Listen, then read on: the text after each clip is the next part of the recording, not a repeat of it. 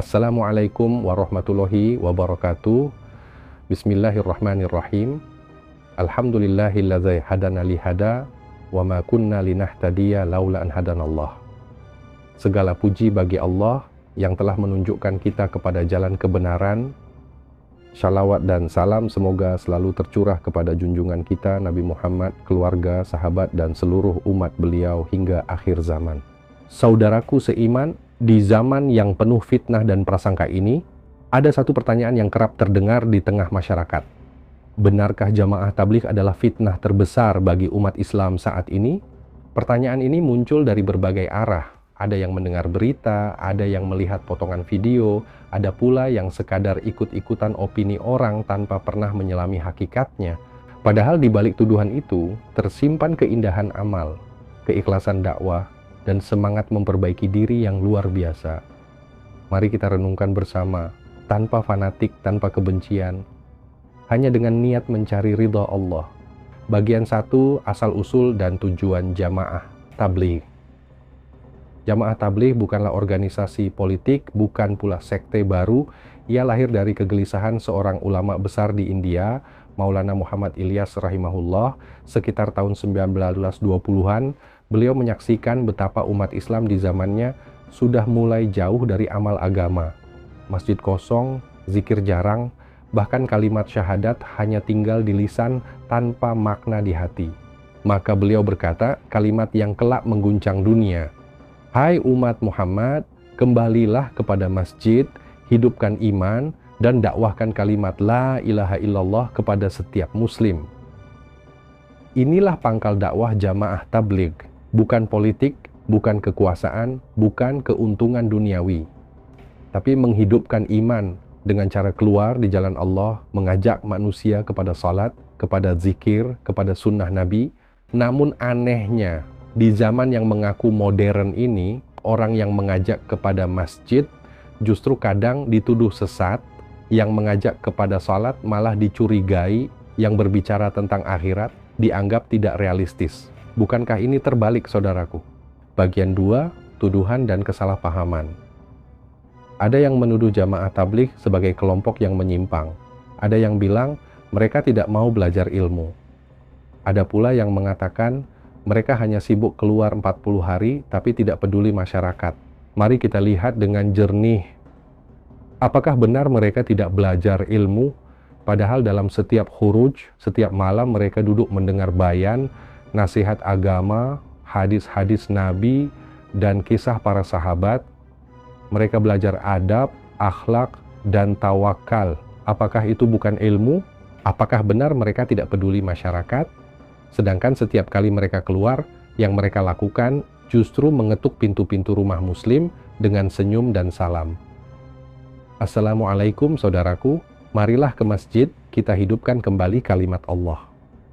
Apakah ini bukan bentuk kepedulian tertinggi? Dan tuduhan paling berat, jamaah tabligh adalah fitnah terbesar bagi umat Islam. Subhanallah, bagaimana mungkin sekelompok orang yang mengajak umat kembali ke masjid dianggap sebagai fitnah terbesar? Sementara di luar sana begitu banyak aliran sesat yang menolak hadits, menista sahabat, bahkan menghina Rasulullah secara terbuka. Hakikat dakwah jamaah tabligh. Jamaah tabligh bukanlah organisasi yang harus dikenali lewat struktur atau jabatan. Mereka tidak punya ketua dunia, tidak ada kartu anggota, tidak ada iuran. Yang ada hanyalah semangat dakwah dari hati ke hati. Mereka percaya setiap muslim memiliki tanggung jawab untuk menyampaikan kebenaran. Karena Nabi bersabda, sampaikanlah dariku walau 1 ayat. Dan justru disinilah keindahannya. Mereka tidak menunggu jadi ustadz untuk berdakwah. Tidak menunggu viral untuk menyampaikan kebaikan. Tidak menunggu kaya untuk berbagi amal. Mereka keluar dengan pakaian sederhana, meninggalkan rumah dan keluarga beberapa hari. Semata karena cinta kepada Allah dan Rasul-Nya, dalam setiap langkah mereka menangis di sajadah malam, berdoa agar Allah beri hidayah kepada umat ini. Mereka tidak menghina siapapun, tidak membid'ahkan, tidak memaksa, tidak memusuhi. Dakwah mereka adalah dakwah kasih sayang, dakwah dengan akhlak, bukan debat. Mengapa mereka difitnah? Sejak zaman para nabi, setiap kebenaran pasti akan diuji. Nabi Nuh, Nabi Ibrahim, Nabi Musa, bahkan Nabi Muhammad pun difitnah oleh kaumnya sendiri. Maka jangan heran bila mereka yang menyeru kepada jalan Allah juga dituduh macam-macam. Fitnah bukan berarti salah. Fitnah seringkali datang justru karena benar.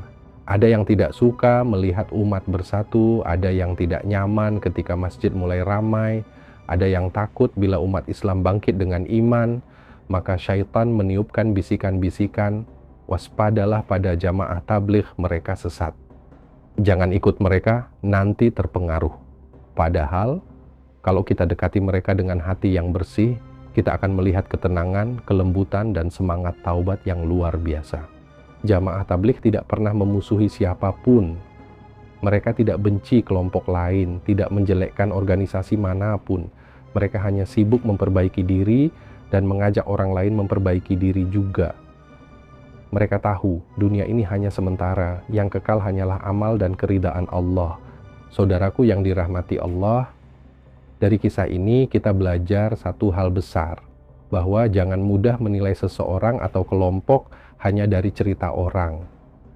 Jangan menilai dari potongan video atau komentar media sosial. Datangilah mereka, duduklah di masjid bersama mereka, rasakan suasana zikir, rasa rendah hati, dan tangisan taubat di malam hari. Baru engkau akan tahu bahwa dakwah ini bukan tentang nama, bukan tentang golongan, tapi tentang cinta kepada Allah dan Rasul-Nya. Dan ketahuilah, tidak ada jamaah yang sempurna, tidak juga jamaah tabligh, karena mereka bukan malaikat. Mereka manusia biasa yang berjuang memperbaiki diri. Bisa jadi ada yang salah dalam perilaku sebagian individu, tapi janganlah kesalahan satu orang kita jadikan celah bagi seluruh jamaah. Inilah renungan kita hari ini. Semoga menjadi sebab terbukanya hati dan bertambahnya cinta kita kepada dakwah yang hak. Jangan lupa sebarkan kebaikan ini, bukan untuk membela kelompok, tapi untuk membela kebenaran. Karena Islam tidak butuh pembelaan manusia, tapi manusialah yang butuh Islam. Mari kita kembali kepada inti ajaran Rasulullah. Persaudaraan, kasih sayang, dan dakwah dengan akhlak.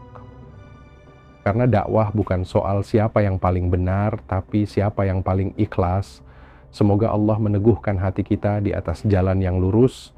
Semoga Allah jadikan kita bagian dari orang-orang yang menghidupkan masjid, mencintai sunnah, dan menyebarkan kasih di antara sesama muslim. Dan semoga Allah ampuni dosa-dosa kita semua. Amin. Ya Rabbal Alamin.